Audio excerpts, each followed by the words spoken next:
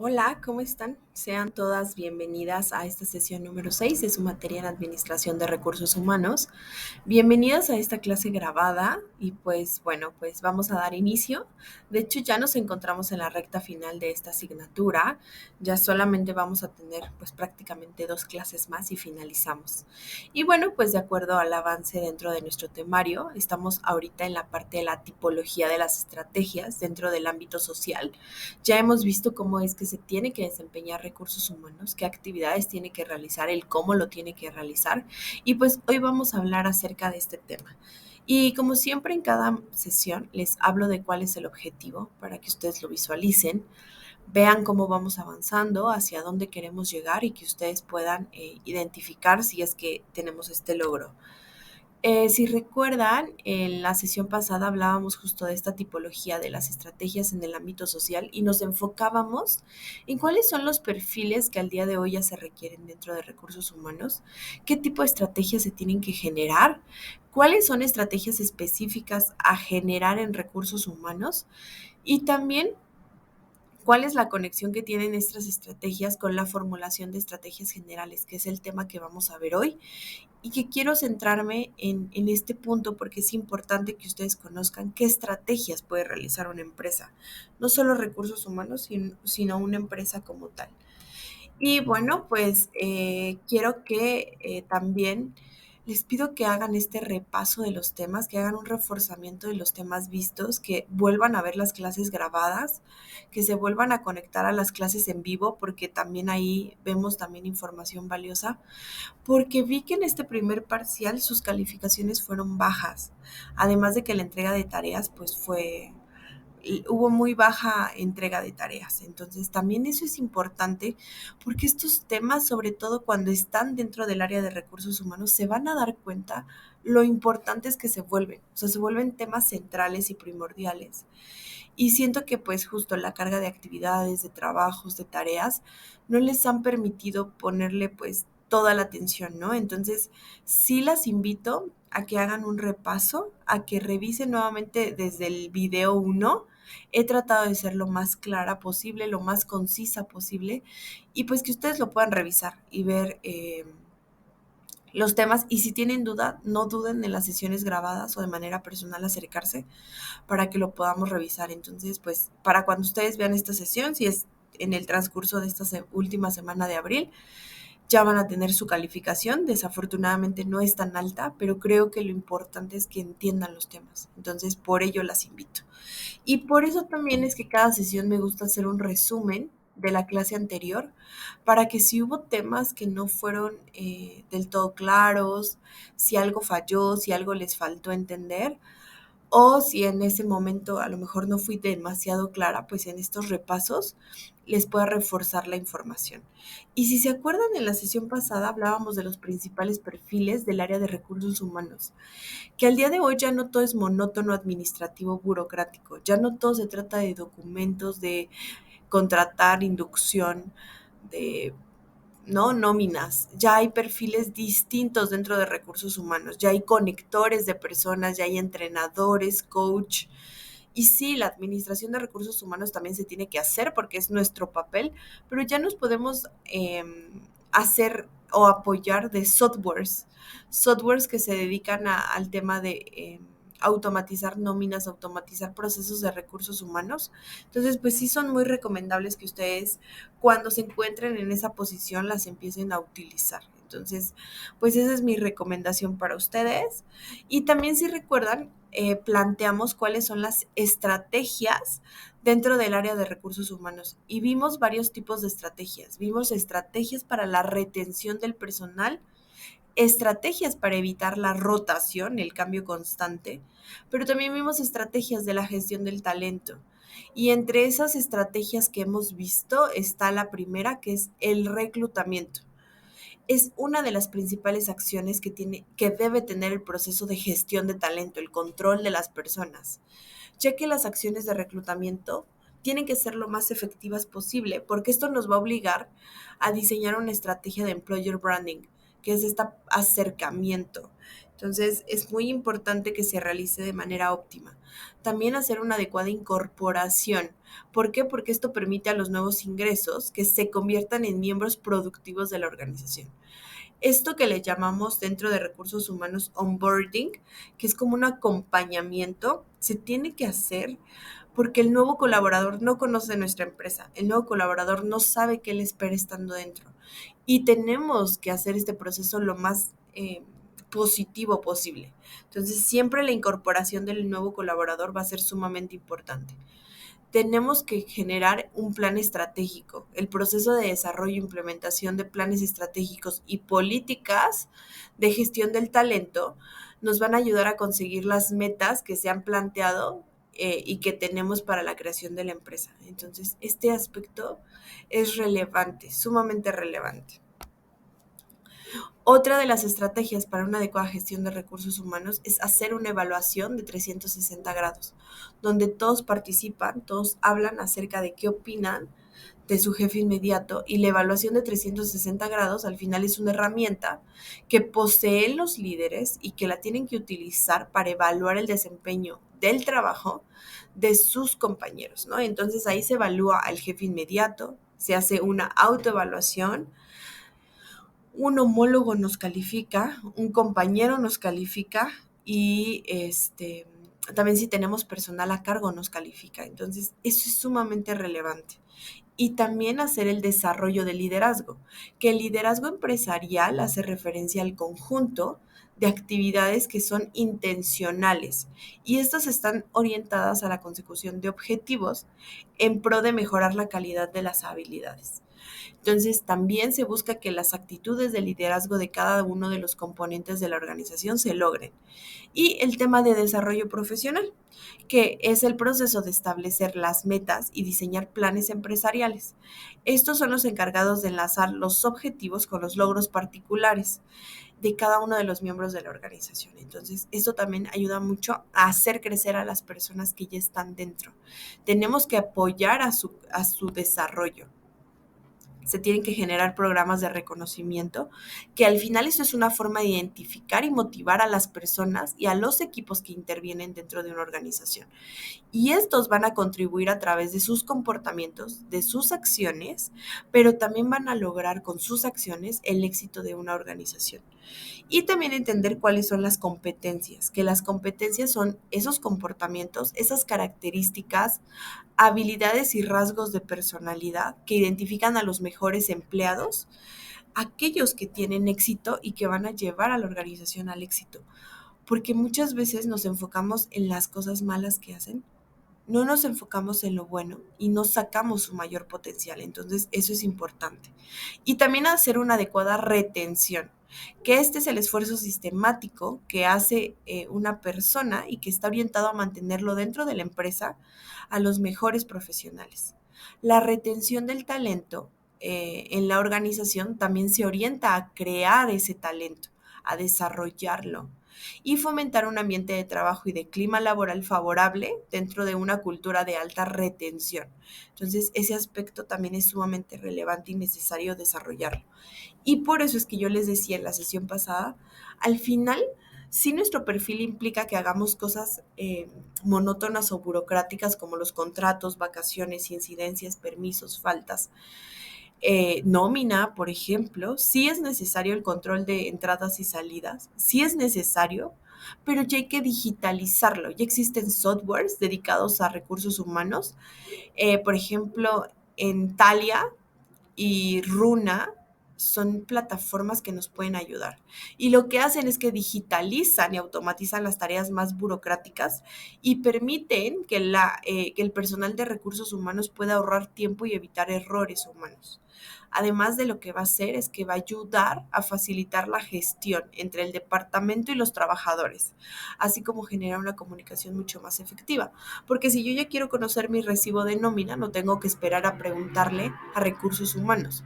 Puedo ir a mi plataforma y descargarlo. Si yo tengo dudas de por qué cuántos días de vacaciones me sobran, basta con que vaya a mi plataforma y lo consulte. Al final optimiza los procesos y los hace mucho más efectivos para todos. Entonces, por eso es tan recomendable que sí se digitalice el área de recursos humanos y que se utilicen softwares para ello. Entonces, pues bueno, esto fue lo que vimos la clase pasada. Quise tomarme el tiempo de hacer un repaso porque he visto que para ustedes es sumamente relevante. Espero haya sido lo más clara posible. Y bueno, vamos a pasar al siguiente tema. Formulación estratégica. Fórmulas o objetivos que ayuden a la organización, ¿no? ¿Y qué se trata esto? ¿Por qué se llama así? Pues bueno, al final lo que hace la formulación estratégica es que define a quién se dirige la organización, cuál es su posición dentro del mercado, qué pretende lograr, qué va a hacer para conseguirlo, pero también cómo se va a diferenciar del resto, ¿no? Del resto de las personas. Y bueno, pues el cómo se va a diferenciar del resto de las personas es lo más fundamental, ya que de lo contrario será una compañía que hará lo de siempre, lo mismo que las demás, totalmente predecible para el mercado y este precio, pues al final es el único motivo que va a justificar la compra de los productos. Si hacemos una adecuada gestión, lo que vamos a hacer es lograr que se optimicen las cosas. Entonces, al final, la formulación estratégica sí va a ayudar a la empresa a llegar a un nivel mucho más alto. Y bueno, pues también se puede referir a las diferentes opciones o alternativas estratégicas que dispone una empresa con el fin de generar numerosas, más bien, generar una adecuada respuesta a las numerosas presiones e influencias que son identificadas en el análisis estratégico. Entonces, el formular una estrategia es crear todo un abanico de opciones para la empresa, de si pasa esto, puedo hacer esto, si pasa esto, puedo hacer lo siguiente. Y al final, hacer frente a toda la presión social y toda la presión del mercado que muchas veces las organizaciones tienen. Y pasa que las principales actividades de la formulación estratégica tienen que ver con la percepción de las oportunidades y de las amenazas, identificarlas. ¿Cuáles pueden ser mis amenazas como empresa? ¿Cuáles son mis áreas de oportunidad? Lo que hace el entorno en el que se desarrolla dicha compañía. Y así, pues realmente poder atribuir una estimación de riesgo a cada una de las opciones. Entonces, cuando hacemos esta formulación estratégica y vemos cuáles son nuestras opciones, analizamos el riesgo que implica que pase cada una de ellas. ¿Cuál es el riesgo de que haya una pandemia mundial? Ah, no, pues no lo había pensado. Bueno, pero tiene un riesgo muy alto. El impacto mundial es altísimo. Y eso es algo que tenemos que analizar. Y bueno, pues existen 4 elementos claves en la formulación estratégica. El primero es la segmentación, que la segmentación es reconocer al cliente. ¿Quiénes son mis clientes? ¿Hacia qué público voy dirigido? ¿Qué edades? ¿Hombres, mujeres? ¿De qué estatus? Todas estas segmentaciones, identificar hacia quién va mi producto, pero también cómo puede llegar a más personas. El posicionamiento, el cómo se quiere ser percibido, cómo quiero que los demás me vean, cómo me gustaría que los demás me vieran. Los objetivos, que es el norte de la compañía, hacia dónde quiero llegar, qué deseo hacer y cómo lo voy a hacer. Y la definición de las estrategias, ¿no? Es cómo me voy a diferenciar de lo que hace el otro, porque incluso lo hace muy similar a mí. Tiene los mismos colores y hace cosas similares. Yo cómo voy a diferenciarme de él, para que aunque tengamos casi los mismos tonos, sepan que es distinto. Entonces, esa parte sí es importante. Estos son los 4 elementos de la formulación estratégica. Hacer una segmentación, el posicionamiento, definir los objetivos y definir las estrategias. Y bueno, pues vamos con el primero. La segmentación, como yo les decía, es que el punto de partida de toda definición estratégica es el cliente, es decir, definir claramente a quién se dirige la compañía. ¿Quiénes van a ser nuestros clientes? Ay, una disculpa.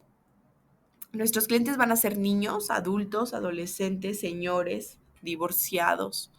¿Para qué tipo de sector es mi mercado? ¿No? ¿Para qué tipo de sector es mi producto o servicio? Si todos en la organización tienen claro para quién trabajan, será más fácil entender al cliente, será más fácil responder, anticiparse y será más fácil darle realmente lo que necesita, ¿no? Porque entendemos que es centennial, entonces tiene ciertos objetivos específicos. Es millennial, pues lo mismo, ¿no? Segmentar al final permite entender claramente quién es el público objetivo de la organización. Pero sobre todo lo que nos va a hacer es permitir que la organización se especialice verdaderamente en cada puesto, porque esto es sumamente relevante. No podemos ser todo el tiempo todólogos o saberlo todo. Tenemos que irlo gestionando. Entonces, este punto es muy importante. Y este paso, pues sí es fundamental para entender el mercado, cuál es su tamaño, cómo se compone este mercado y lo que necesita y quién lo atiende, ¿no? O sea, quién toma acción sobre esto y por qué se toma una u otra decisión de compra. O sea, ¿por qué compras estos y no estos? ¿Por qué haces esto y no esto? Entender el trasfondo. Y si todos en la organización tienen claro para qué trabajan, para quién trabajan, será más fácil entender al cliente, responder, anticiparse y en definitiva darle lo que realmente necesita. Entonces, para ello necesitamos mucho aprendizaje. Entonces, uno de los puntos es la segmentación. La siguiente característica para formular estrategias sin importar el área en el que nos encontramos es entender cuál va a ser el posicionamiento de la organización, porque durante el proceso de formulación estratégica sí es importante definir cómo se quiere ser percibido, cómo queremos que los demás sepan cómo es nuestra marca. O sea, si decimos Starbucks, ¿cómo nos definen? Si decimos Coca-Cola, FEMSA, si decimos tiendas 3B, el cómo nos perciben los demás. Pero sobre todo es importante que el público objetivo, es decir, después de nuestra segmentación, entienda de qué manera la empresa se diferencia del resto. ¿Por qué tiendas 3B es mejor que el Oxxo? ¿O por qué es mejor que un súper? ¿O por qué es peor? ¿Por qué Costco es mejor en comparación con Sam's? Es precisamente ese elemento del posicionamiento el que se debe interiorizar a toda la organización y trabajar en el desarrollo primero, porque si se tiene, porque más bien si no se tiene y en capitalizarlo, si ya hay algo que claramente diferencia a la empresa del resto, el posicionamiento entonces tiene que ver con que se quiera, eh, bueno, más bien tiene que ver con cómo se quiere que la empresa sea percibida en relación a la competencia. Ese es el posicionamiento, el lugar que ocupamos con respecto a la competencia. Y sobre todo tiene que ver con cómo queremos que se perciba diferente. No, disculpa. Se perciba diferente y es por eso tan importante que el proceso de definición de la formulación estratégica debemos claramente definirla, generarla y pues llevarlo a cabo, ¿no? Entonces, este punto es necesario. Otro aspecto es establecer los objetivos, que esto es el norte de la compañía. Se deben establecer los objetivos foco y la dirección a la organización. ¿Cuál es la dirección que se le quiere dar? El foco es fundamental porque se orienta en la organización, qué es lo importante y qué es o qué es la formulación estratégica no tan importante, ¿no? Entonces, como el diferencial de lo urgente y lo importante, es necesario tenerlo en cuenta. Y existen diferentes modelos de indicadores clave formales, ¿no? Como uno de ellos es el Balance Scorecard, BSC, con perspectivas financieras de clientes, procesos y algunos ejemplos que ellos también dan.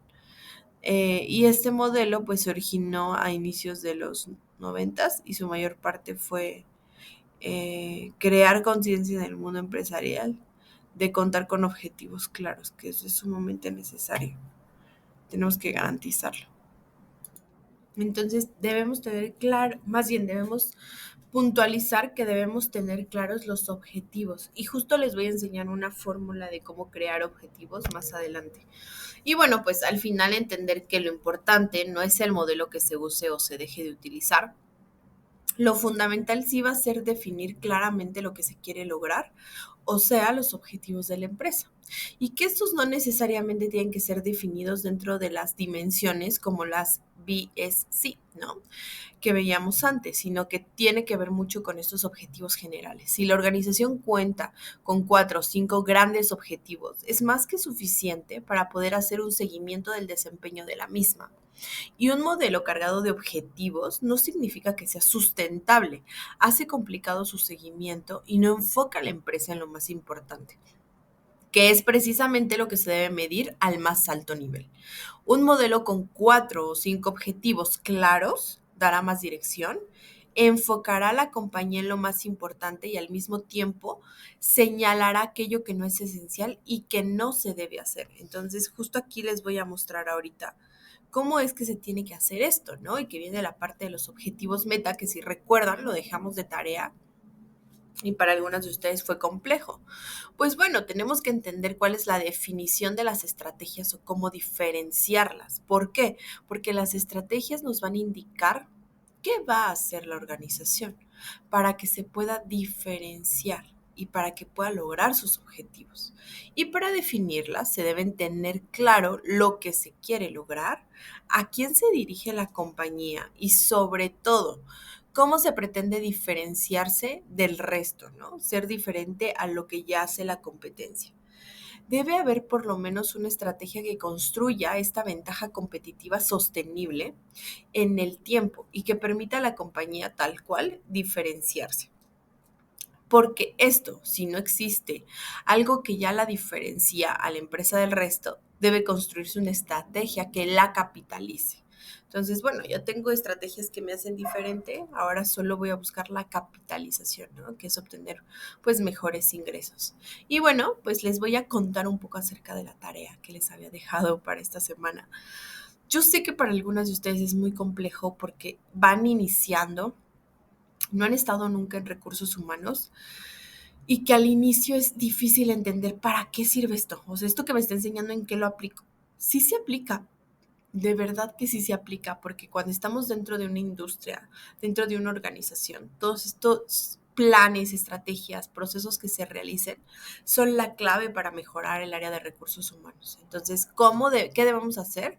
Pues desarrollar objetivos que sean claros, pero también concretos y convertirlos en meta. Y tiene el término de meta porque tiene varias siglas, ¿no? Es por sus siglas M de medible, E de específico, T de tangible, A de alcanzable, meta. Y esto es muy sencillo dentro de el entenderlo y hacernos estas preguntas clave, porque si yo quiero crear un objetivo estratégico, un objetivo general, un objetivo para la organización, debo primero decir qué voy a hacer, ¿no? ¿Qué voy a medir?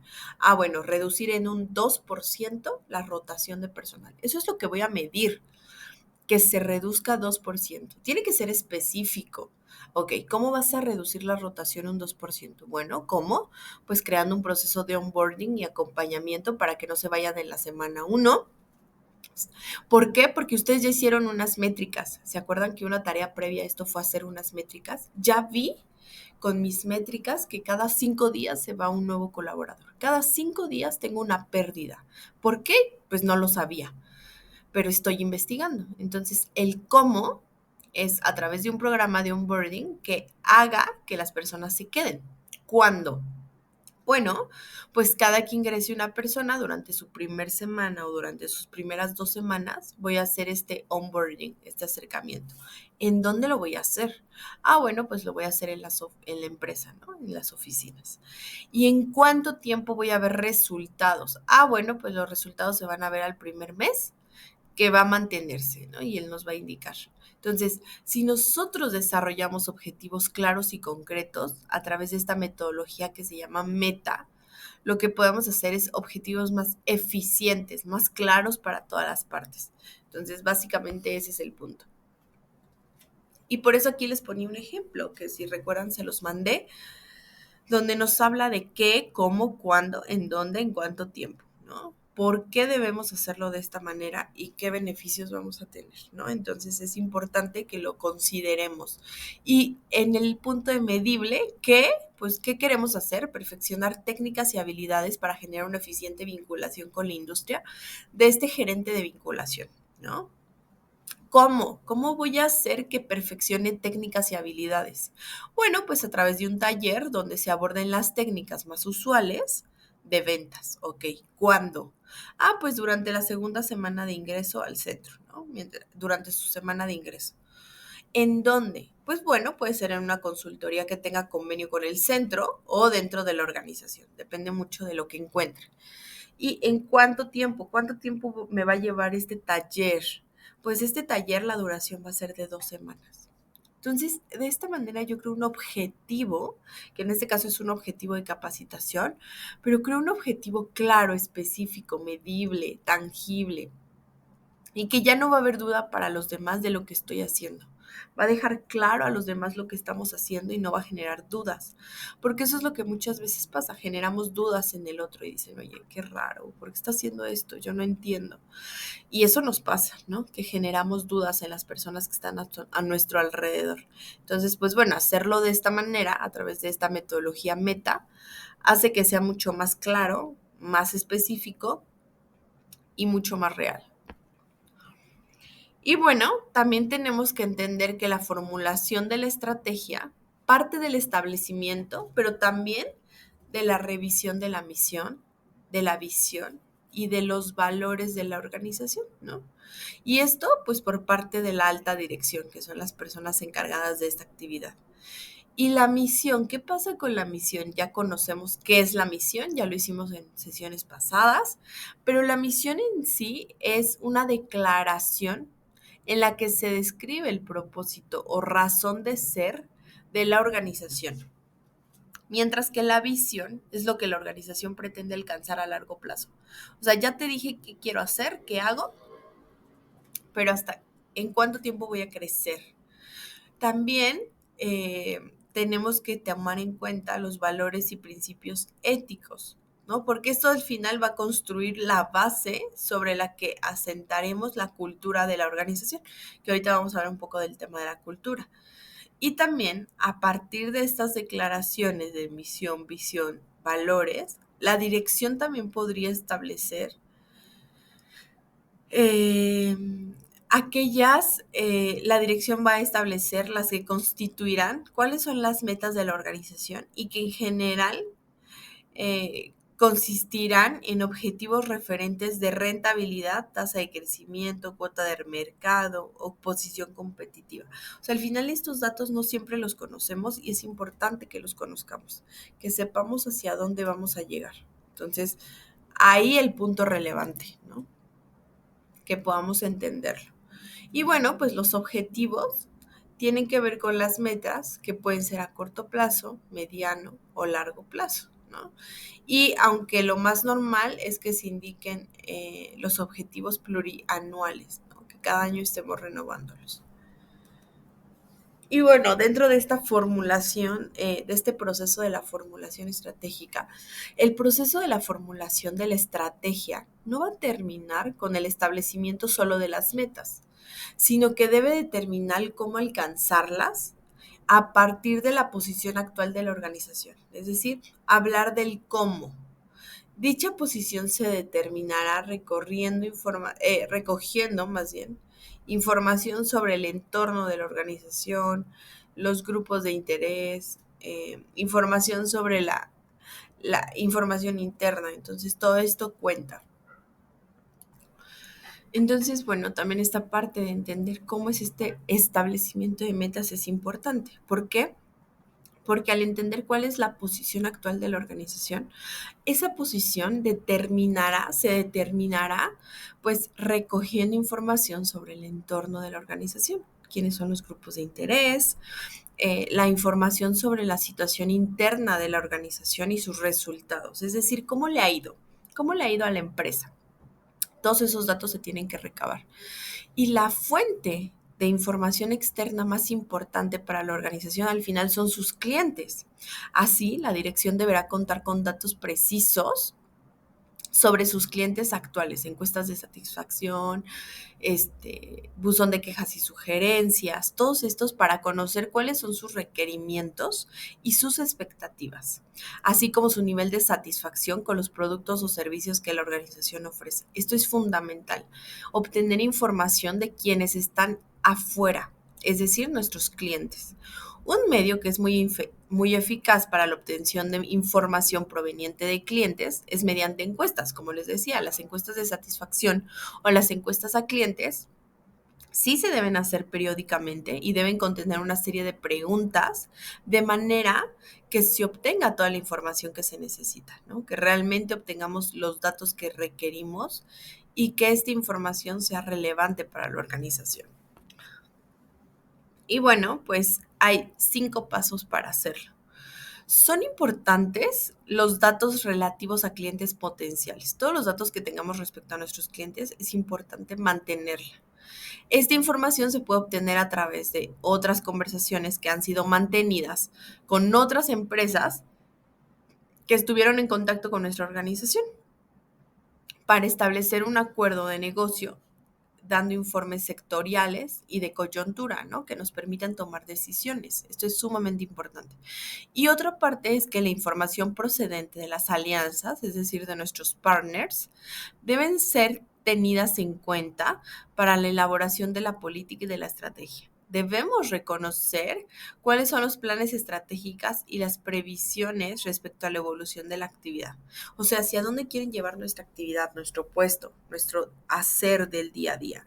Porque a lo mejor nosotros tenemos una idea de cómo, pero no es completamente la idea que tiene la organización. Entonces tenemos que tomar en cuenta esa parte también. Y bueno, pues para la obtención de información respecto a una situación del sector de mercado al que pertenece esta empresa, así como las tendencias del mismo, la fuente más relevante de información siempre es la competencia. La competencia siempre nos da datos de nuevos productos, nuevas actividades y el cómo nosotros replicarlos de manera adecuada. Y bueno, es que son importantes sus resultados económicos, pero también sus resultados de calidad, su oferta de los productos y servicios, la penetración que tiene en el mercado, la segmentación de los clientes, entender cuáles son las tendencias de innovación y hacer la previsión de inversión en nuevas tecnologías. Todos estos aspectos forman parte del proceso de formulación estratégica porque nos llevan a replantearnos lo que la empresa está haciendo y el cómo debería hacerlo. Porque no porque sea la dirección o la gerencia o la coordinación significa que hacen todo excelente. Están en el camino de la excelencia y mejorando, pero no podemos saberlo todo. Entonces también ese punto es necesario intervenirlo. Y bueno, pues dentro de esta formulación estratégica, hacer un análisis del entorno, tanto interno como externo, va a permitir obtener un conjunto de oportunidades y amenazas, ¿no? Porque también puede pasar. Y también unas fortalezas y unas debilidades que nos permitirán confeccionar lo que se conoce como un análisis DAFO o FODA, ¿no? Y ahorita se los voy eh, a mostrar. La autoevaluación, que hay una autoevaluación que se llama EFQM, es la herramienta más completa para obtener un análisis interno de la organización, ya que permite obtener los puntos fuertes y débiles de la organización respecto a uno de los criterios del modelo EFQM, ¿no? Que más adelante se los voy a mostrar. Y bueno, pues para la formulación de la estrategia de la organización, eh, además es necesario contar con la información relativa a las propias actividades de la organización y por ello es que se debe contar con información acerca del rendimiento interno. Y esta información se puede obtener en publicaciones especializadas, en congresos, convenciones, estudios sobre la competencia o en relación al proveedores, ¿no? Porque también puede pasar. Y se deben recopilar información sobre regulaciones gubernamentales, evolución previsible de parámetros generales de la economía, datos demográficos, problemas sociales, que justo hace un par de días se analizaba este punto, ¿no? Entonces, la organización para ello podrá emplear datos procedentes de publicaciones, informes, organizaciones y demás, ¿no? Puede obtener esta información de ahí. Y la organización no debe limitarse única y exclusivamente al cumplimiento de la legislación vigente, sino que debe tratar de adelantarse a la misma. No esperar a que la ley haga como todos los cambios o todas las mejores posibles para nosotros hacer algo, ¿no? Entonces las nuevas tecnologías también deben de tener una cuenta que esté en proceso y se deberá, por lo tanto, tener un conocimiento de las tecnologías existentes en el mercado y cómo tienen relación con la actividad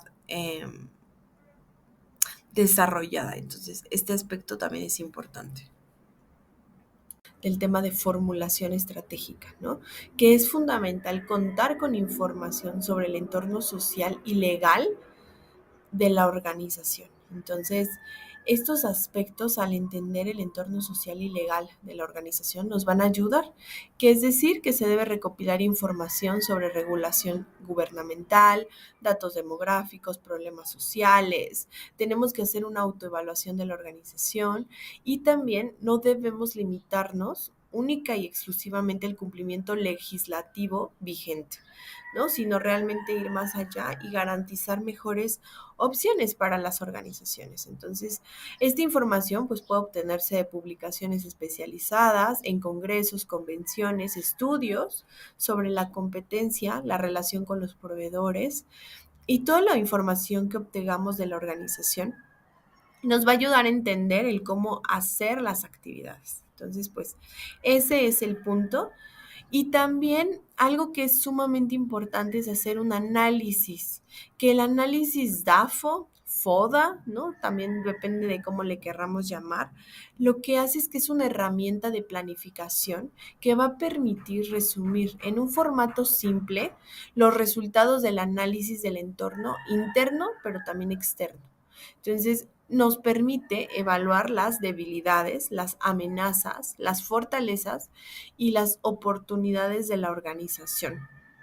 Y lo que hace es ayudarnos a entender cómo está su ambiente interno, pero también su ambiente externo. Y bueno, ¿cómo podemos crear o qué debe llevar un análisis FODA o DAFO? Pues bueno, en debilidades se deben anotar las áreas de mejora de la organización en relación al análisis interno realizado, ¿no? ¿Cómo debemos mejorar el ambiente? Dichas áreas de mejora conviene agruparlas y priorizarlas y darles un lugar a planes de mejora en el contexto de la estrategia. Las amenazas van a ser aquellos factores que están externos, que no son dentro de la organización, pero que sí ponen en peligro los objetivos que la organización tiene y que al final van a requerir de planes de contingencia o estrategias alternativas para evitarlos. Entonces, estas amenazas, pues al final generan la posibilidad de riesgo para la organización. Y las fortalezas son aquellos puntos fuertes de la organización que convenientemente son explotados y ofrecen ventajas competitivas y que deben ser la base de planes del futuro, ¿no? Entonces, todos los planes futuros que tenga la organización dentro de las fortalezas se pueden colocar. Y las oportunidades son los factores externos que la organización puede explotar en su propio beneficio y para los cuales deberá adoptar su estrategia. Entonces, como pueden ver, cada uno de estos aspectos nos habla de cómo podemos identificar que está nuestra organización. Porque no podemos pensar todo el tiempo que nuestra organización está bien, que nada está pasando. No podemos pensar que la organización no tiene problemas.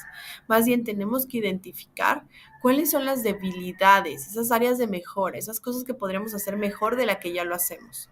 Cuáles son las amenazas para nuestra empresa, cuáles son las fortalezas y las oportunidades. Entonces, entendiendo esto, podemos crear un adecuado análisis. Y aquí les pongo una matriz de análisis FODA o de análisis DAFO, depende mucho de cómo lo queramos ordenar. Y es que si ustedes ven aquí, las fortalezas son las características y habilidades internas que tiene una organización. Y estas características y habilidades internas tienen que ver con factores internos favorables, habilidades y características únicas de la empresa y qué la hace destacar, ¿no? Esta sería la pregunta que se tiene que hacer la empresa.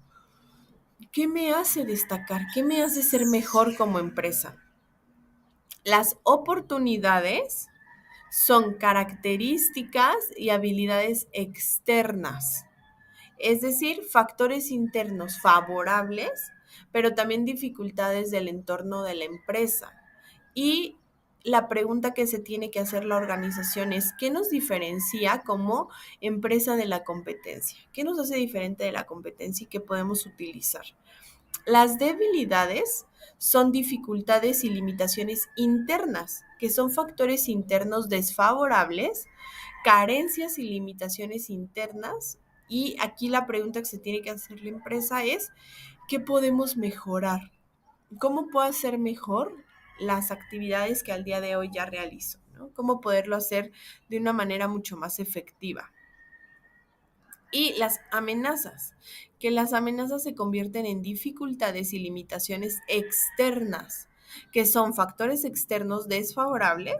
En la parte de arriba son factores internos favorables. Aquí factores internos favorables y aquí son factores externos desfavorables. Obstáculos y dificultades del entorno de la empresa, y es un análisis también de la competencia. Tenemos que analizar a la competencia para ver qué de lo que ellos están realizando está siendo pues eficiente y cómo también nosotros lo podemos aplicar o mejorar. Entonces, una vez que nosotros identifiquemos cada una de estas áreas, lo que podemos hacer es plasmarlo y ya tener herramientas que nos ayuden a mejorar, ¿no? Porque justo aquí se les pongo. El análisis interno y del entorno. Este nos va a permitir obtener la proyección de resultados en relación a las metas estratégicas. Es decir, dónde vamos a llegar en los resultados de crecimiento, de rentabilidad, si la organización sigue funcionando como lo hace en la actualidad. Y la diferencia entre las metas estratégicas y la proyección de resultados se conoce como gap estratégico, que este gap estratégico es la diferencia entre las metas y la proyección de resultados, como la brecha que existe, ¿no? La brecha que existe entre lo que yo espero cumplir y lo que realmente cumplí. Y bueno, pues el siguiente paso es el proceso de planificación, que es la identificación y evaluación de las alternativas estratégicas, ¿no? Entonces, en esta parte es, vamos a planificar e identificar cuáles son las alternativas estratégicas. ¿Qué alternativas tiene mi organización? Las alternativas estratégicas son posibles estrategias que permiten a la empresa alcanzar sus metas estratégicas, ¿no? Al final, estas alternativas permiten que se alcancen las metas y las diferentes alternativas estratégicas se evaluarán y se procederá a la selección estratégica, ¿no? Eligiendo las más adecuadas para alcanzar los fines de la organización. Y para la selección estratégica se pueden emplear diferentes metodologías, desde las más simples, que es la intuición del equipo directivo, hasta los más complejos procesos de simulación utilizando herramientas informáticas avanzadas. Lo que se puede hacer es una simulación de cómo sería la organización si aplico tal cosa, cómo cambiaría si hago este aspecto. Y eso nos va a ayudar a entender de mejor manera a la organización. Entonces, hacer estas simulaciones nos van a ayudar a entender hacia dónde debe ir la empresa. Entonces, ¿qué pasa? Pues las diferentes alternativas estratégicas se evaluarán y se procederá a la selección estratégica eligiendo la más adecuada para alcanzar fines de la organización. Tenemos que encontrar cuáles son las adecuadas para la organización. Y para la selección estratégica se pueden emplear diferentes metodologías, desde la más simple intuición hasta ya las más complejas, ¿no? Y la estrategia debe permitir a la organización salvar el gap estratégico y alcanzar sus metas. Como yo les decía, el gap estratégico es esa diferencia que existe entre lo real y lo que se esperaba tener. Entonces tenemos que ese gap mantenerlo siempre alto. o bajo, ¿no? O sea, bajo sería que no haya diferencia y alto en el sentido de que no hay diferencias que puedan perjudicar a la organización. Entonces, ahí. Y bueno, pues al final como una conclusión general para ustedes es que la definición de la formulación estratégica tiene 4 partes. Una es la segmentación, la otra es el posicionamiento, la siguiente es el establecimiento de los objetivos y después la construcción de estrategias, que es todo lo que hemos visto, ¿no? ¿Cómo construyo una estrategia si no entiendo el entorno? Y en cuanto a esta definición de estrategias, lo más importante es que éstas se señalen de manera que la compañía se pueda diferenciar del resto. Como yo les decía, no tenemos que hacer estrategias solo por hacerlas, no tenemos que hacer cosas solo porque sí.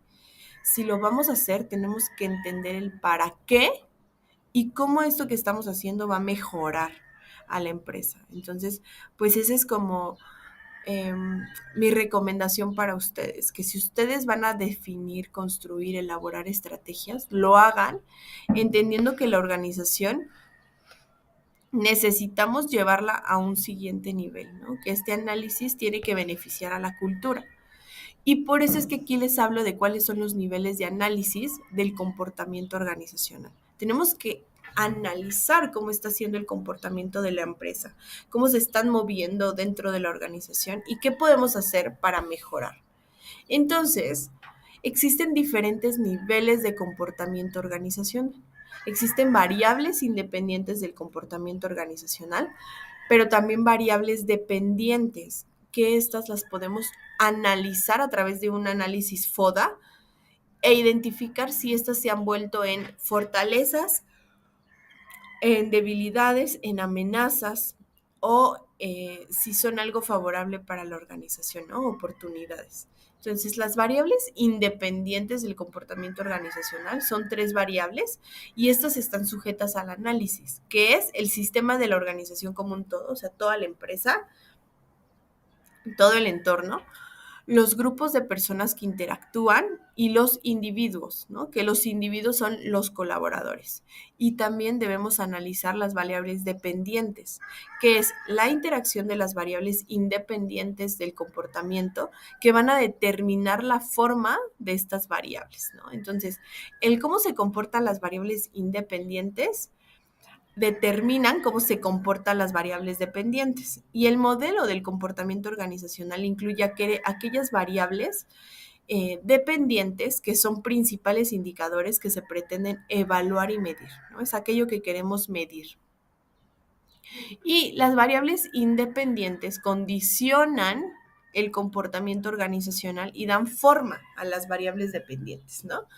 Como el desempeño, porque el desempeño tiene que ver con personas, con colaboradores, un bajo absentismo o ausentismo, poca rotación de personal, la satisfacción en el trabajo y el grado de ciudadanía organizacional.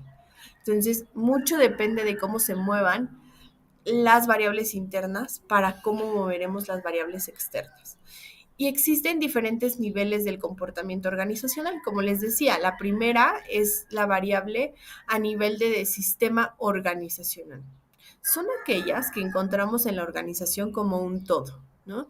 Deben abordarse de forma holística y es decir, involucrando al sistema entero o involucrando a todas las partes interesadas. Algunos ejemplos pues son el diseño y la cultura de la organización y los procesos de trabajo. Se deben considerar que todo es diferente de las partes que lo constituyen, así como el agua es diferente del hidrógeno y el oxígeno que la forman, ¿no? O sea, no es el mismo elemento, no es la misma circunstancia, van cambiando, se van modificando y tenemos que tratarlo como tal.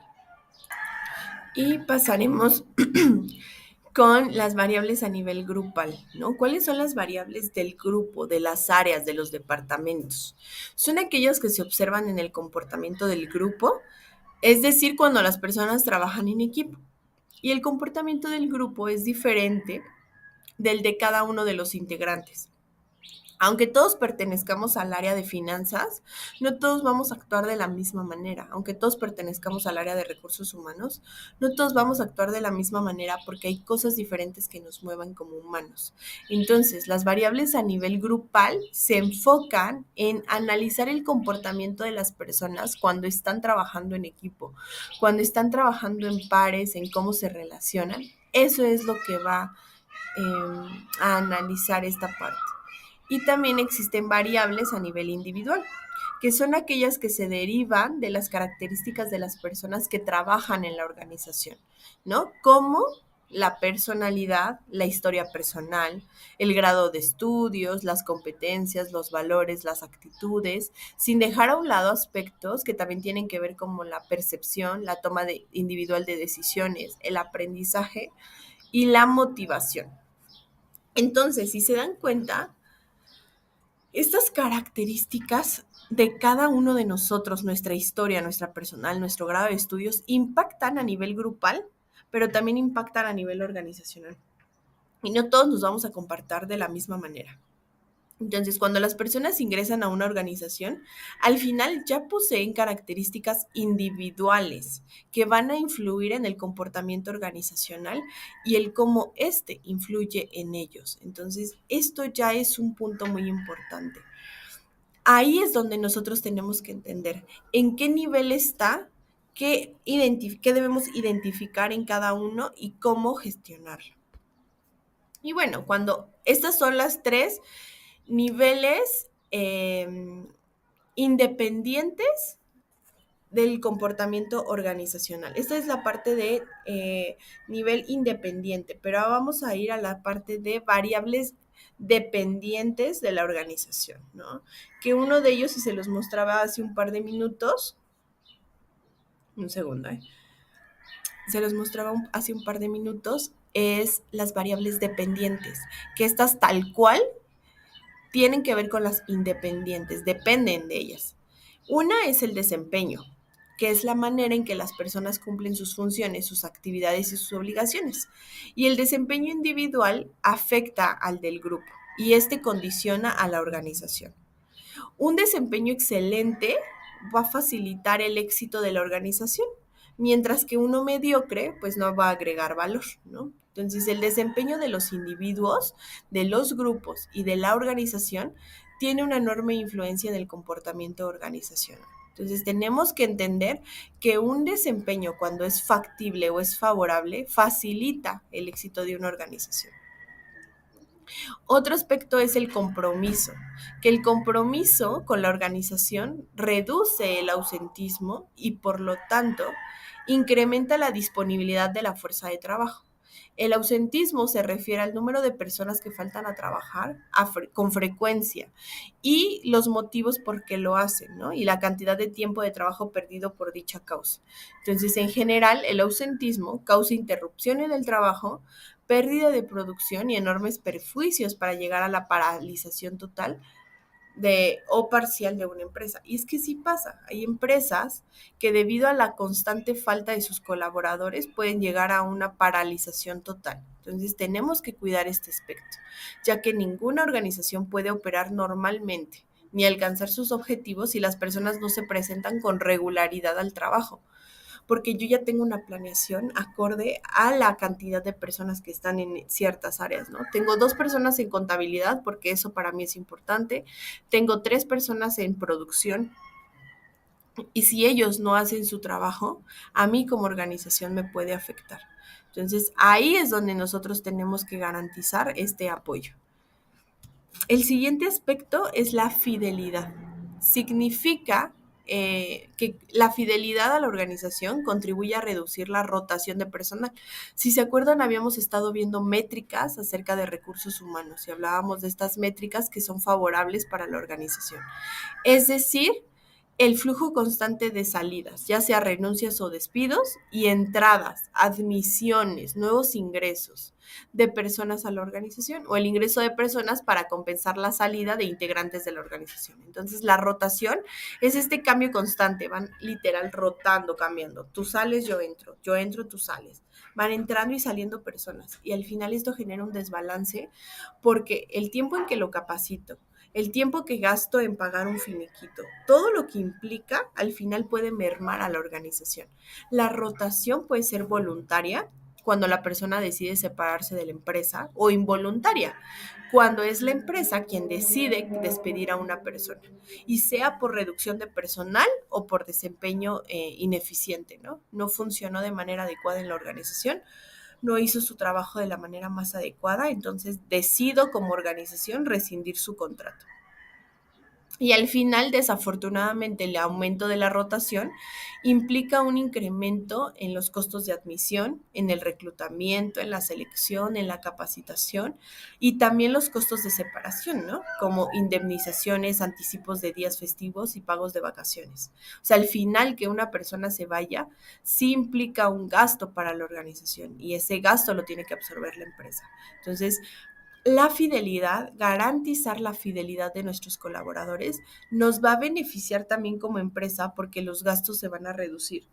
Es mejor no estar constantemente pagando indemnizaciones, anticipos, pagos que a lo mejor pues no nos encantan. Entonces, lo ideal es que esto no se tenga que llevar a cabo. Y bueno, vamos a hablar de otro aspecto, que es la satisfacción en el trabajo.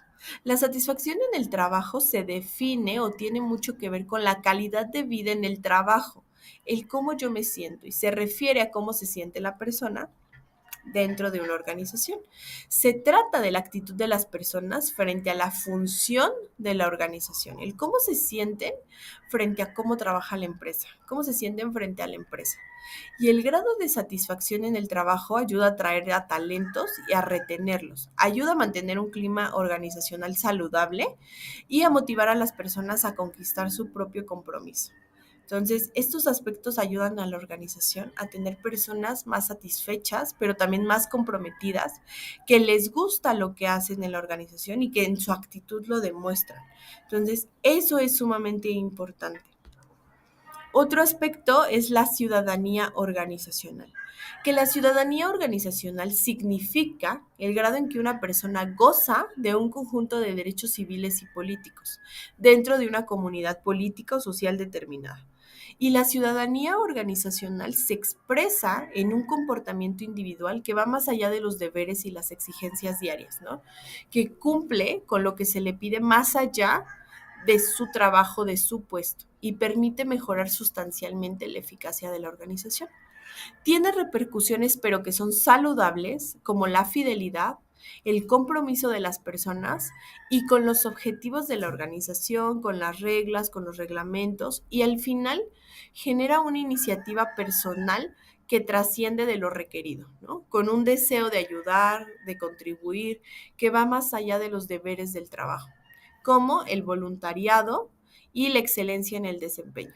Es decir, la ciudadanía organizacional implica que la persona quiera hacer más de lo que habitualmente hace, quiera poner más de su tiempo, poner más de su esfuerzo y brindar sus recursos para mejorar a la organización. Y bueno, ¿cuáles pueden ser los ejemplos de esta ciudadanía organizacional? Es el altruismo, la cortesía y la virtud cívica, como respetar los símbolos patrios, respetar cuestiones de reglamentos, de tránsito, todo lo que sea cívico, y hacer lo correcto cuando nadie nos esté mirando, que ese es un punto sumamente necesario, porque muchas personas hacen lo correcto, pero para que los miren, para que sean reconocidos. Pero la verdadera ciudadanía organizacional es hacer lo correcto cuando nadie me mira, pero solo porque yo sé que es adecuado hacerlo. Y dentro de esto se generan variables intermedias, que las variables intermedias producen a las variables resultantes o finales, ¿no? En una cadena de valor creciente. Entonces, esto tiene que ver con productividad, adaptabilidad y flexibilidad, calidad en las actividades, innovación, satisfacción del cliente y un adecuado crecimiento. Entonces, estas variables intermedias ayudan a obtener las variables principales, ¿no? Si tengo un buen desempeño, tengo productividad. Si tengo compromiso y fidelidad, voy a tener satisfacción, innovación, calidad, crecimiento. Entonces, estas variables intermedias ayudan a que se creen las variables resultantes, que las variables resultantes son estas, ¿no? La productividad es una medida de desempeño que incluye eficiencia y eficacia. La eficiencia es el uso adecuado de los recursos disponibles, es decir, hacer hincapié en los medios y en los procesos. Mientras que la eficacia es el cumplimiento de metas y objetivos perfectamente definidos, y en este caso lo más importante son los fines y los resultados, ¿no? Entonces, hacia dónde queremos llegar. Y estas son algunas de las variables intermedias, ¿no? Una es la productividad. Siguiente variable intermedia es la adaptabilidad, que es la facilidad. Espérenme. La adaptabilidad y la flexibilidad es la facilidad para ajustarnos a diferentes circunstancias o situaciones y adquirir nuevos conocimientos, nuevas habilidades y competencias. La flexibilidad es la capacidad para modificar el comportamiento y las actividades en función de nuevas exigencias internas o externas. Y ambas aptitudes reflejan la capacidad de maniobra de la organización en situaciones nuevas y diferentes. Entonces, ahí es donde se nota el cómo podemos adaptarnos, ser flexibles ante una situación, ¿no? Entonces, la flexibilidad es un punto importante porque la flexibilidad es la capacidad para modificar el comportamiento y las actividades, pero desde un realmente querer hacerlo. O sea, yo realmente quiero hacer este cambio y tengo que hacer toda una modificación mental. Y bueno, pues también tiene que ver con calidad, innovación, satisfacción del cliente. Que la calidad es la capacidad para satisfacer siempre las necesidades del cliente, ya sea del cliente interno o del cliente externo. Y puede estar en los procesos internos, en el patrón de vida de la organización, en sus productos o servicios. Y más que el resultado final, es un estado del espíritu.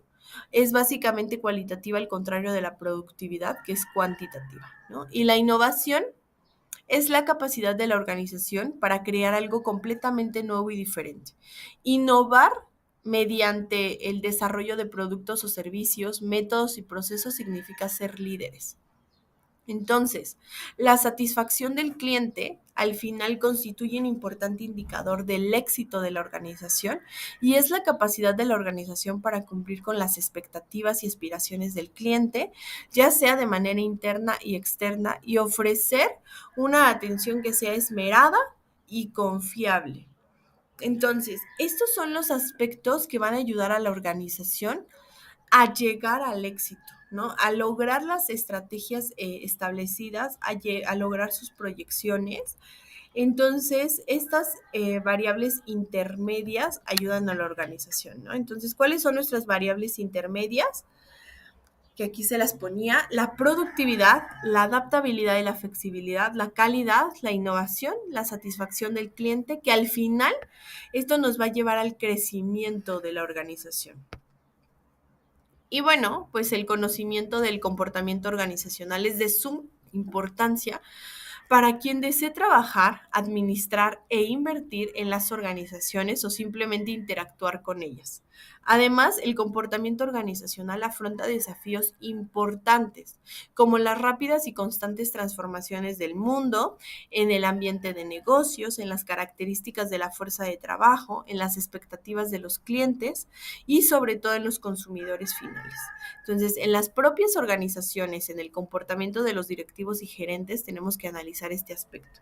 Sin embargo, pues sí es verdad que el mayor reto radica en el hecho de que el conocimiento se está convirtiendo en el principal factor de producción. El conocer, el entender, el analizar cómo se mueve la organización, qué aspectos tiene.